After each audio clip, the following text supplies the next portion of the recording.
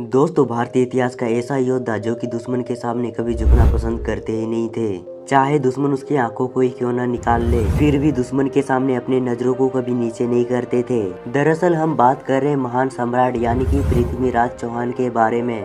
दिल्ली में अंतिम राज करने वाले सम्राट पृथ्वीराज चौहान को माना जाता है, जो कि पृथ्वीराज चौहान वंश के हिंदू क्षत्रिय के राजा थे। पिता की मृत्यु के बाद केवल 13 साल की उम्र में ही उन्होंने अजमेर के रामगढ़ की गद्दी संभाल ली थी।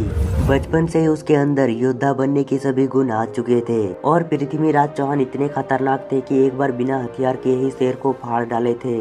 तो दोस्तों, आज के वीडियो में बताने वाला हूँ कि कैसे पृथ्वीराज चौहान ने मोहम्मद गौरी को मार गिराया था। उससे पहले वीडियो को लाइक एंड चैनल को भी सब्सक्राइब कर दें। दोस्तों, पृथ्वीराज चौहान सिर्फ 13 साल की उम्र में ही गुजरात के पराक्रमी शासक भीमदेव को युद्ध में हरा दिया था।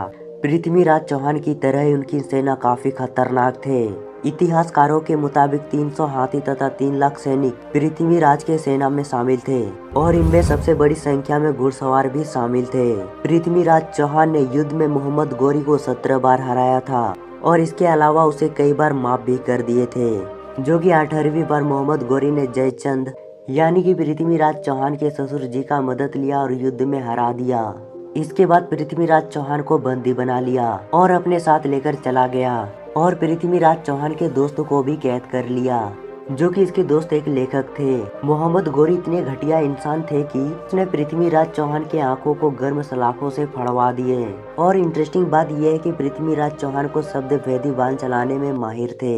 ये बात किसी ने मोहम्मद गौरी को बता देते हैं। फिर मोहम्मद गौरी पृथ्वीराज को कला प्रदर्शन करने को कहते हैं और इसके अगल बगल में मोहम्मद गौरी भी रहते हैं। फिर पृथ्वीराज चौहान के दोस्त एक दोहा पड़ता है और जैसे ही मोहम्मद गौरी शाबाश बोलते हैं, वैसे ही अपने शब्द भेदी बाण से मोहम्मद गौरी को मार देते हैं।